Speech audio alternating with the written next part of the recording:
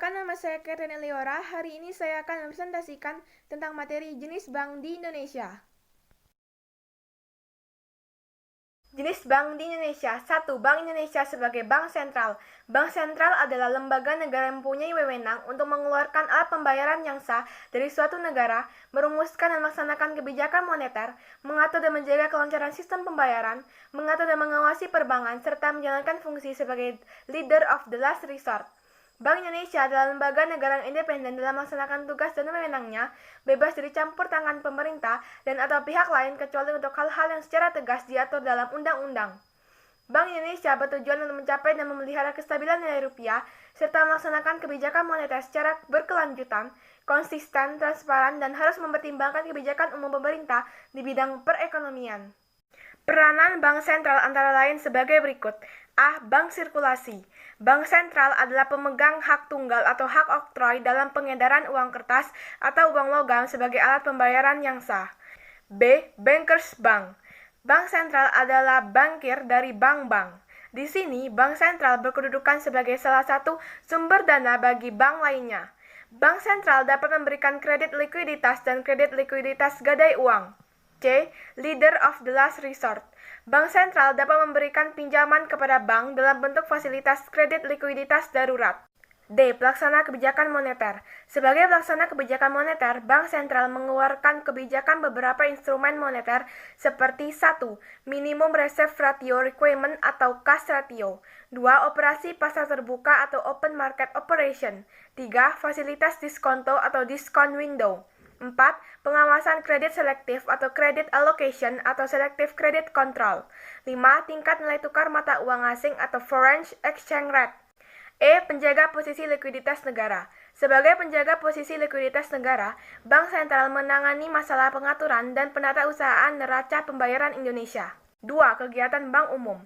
Bank Umum menurut Peraturan Bank Indonesia Nomor 97 PBI 2007 adalah bank yang melaksanakan kegiatan usaha secara konvensional dan atau berdasarkan prinsip syariah yang dalam kegiatannya memberikan jasa dalam lalu lintas pembayaran. Jasa yang diberikan oleh Bank Umum bersifat umum, artinya dapat memberikan seluruh jasa perbankan yang ada. Bank Umum sering disebut sebagai bank komersial atau commercial bank. Kegiatan bank umum yang utama antara lain sebagai berikut. A. Menghimpun dana dari masyarakat. B. Memberikan kredit. C. Menerbitkan surat pengakuan utang. D. Memindahkan uang, baik untuk kepentingan nasabah maupun bank itu sendiri.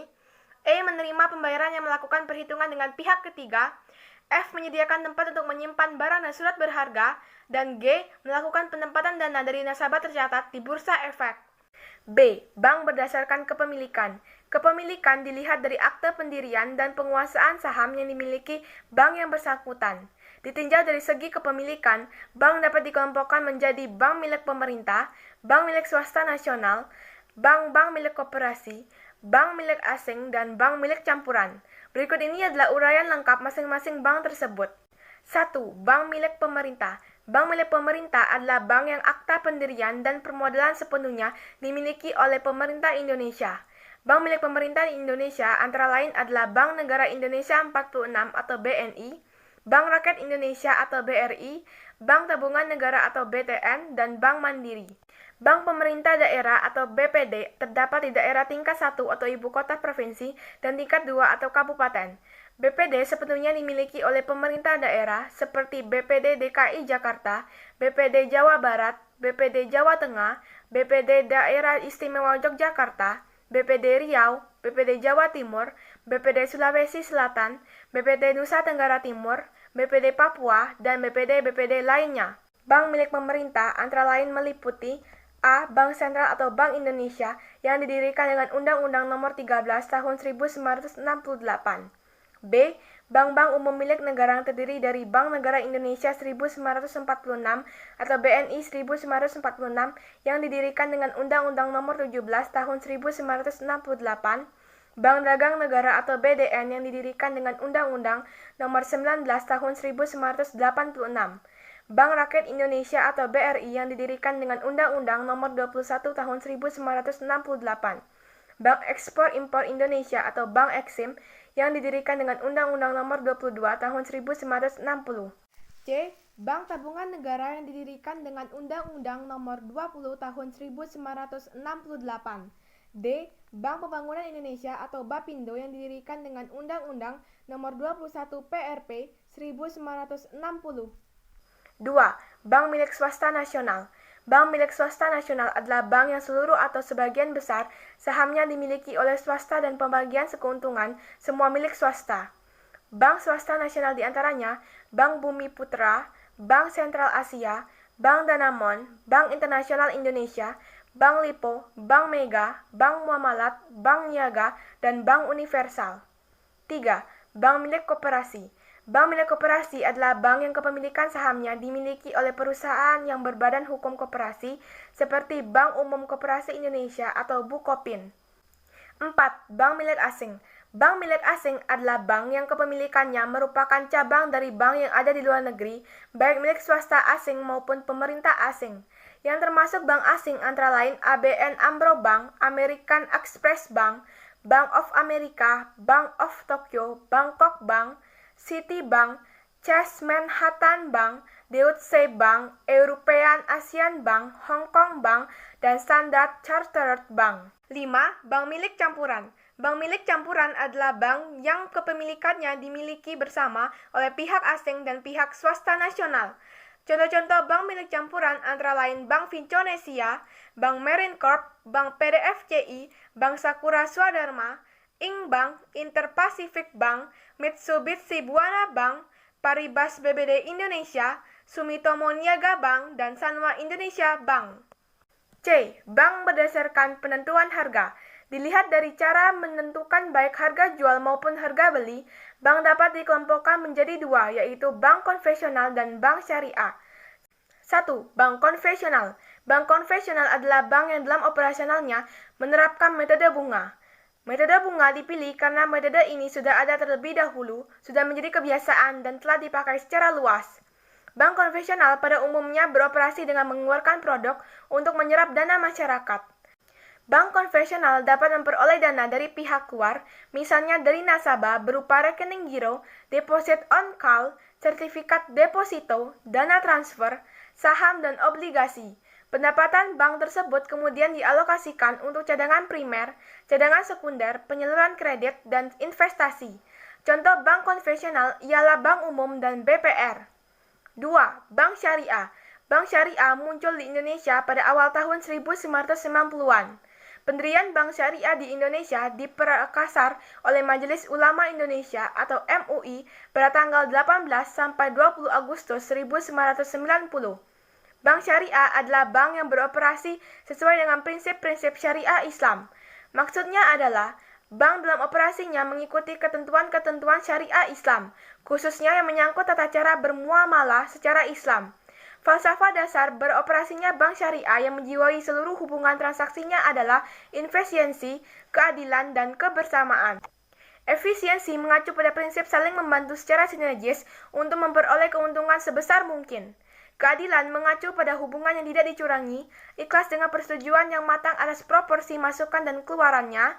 Kebersamaan mengacu pada prinsip saling menawarkan bantuan dan nasihat untuk saling meningkatkan produktivitas. Dalam perkembangannya, bank syariah ternyata tidak hanya dilakukan oleh masyarakat muslim, tetapi juga masyarakat non-muslim. Saat ini, bank syariah sudah tersebar di berbagai negara muslim dan non-muslim, baik di benua Amerika, Australia, maupun Eropa. Bahkan banyak perusahaan dunia telah membuka cabang berdasarkan prinsip syariah. D. Bank berdasarkan target pasar. Sebagian bank memfokuskan pelayanan dan transaksinya pada jenis-jenis nasabah tertentu. Dengan begitu, diharapkan bank-bank tersebut dapat lebih menguasai karakteristik nasabahnya sehingga kegiatan usahanya dapat dilaksanakan dengan lebih efisien dan menghasilkan tingkat keuntungan yang lebih tinggi. Berdasarkan target pasar, bank dapat digolongkan menjadi 3, yaitu retail bank, corporate bank, dan retail corporate bank. Berikut ini adalah uraian singkatnya. 1. Retail bank. Bank jenis ini memfokuskan pelayanan dan transaksi kepada nasabah-nasabah retail. Pengertian retail di sini adalah nasabah-nasabah individual, perusahaan, dan lembaga lain yang skalanya kecil. Meskipun pengertian dari kata kecil atau retail atau retail adalah relatif, biasanya apabila ditinjau dari jasa kredit yang diberikan, Nasabah debitur yang dilayani adalah nasabah yang memerlukan fasilitas kredit tidak lebih besar daripada Rp 20 miliar. Angka tersebut bukan merupakan angka yang standar atau baku, tetapi setidaknya dapat memberikan gambaran tentang kelompok nasabah yang dilayani oleh bank jenis ini. 2. Corporate Bank. Bank jenis ini memfokuskan pelayanan dan transaksi kepada nasabah-nasabah yang berskala besar.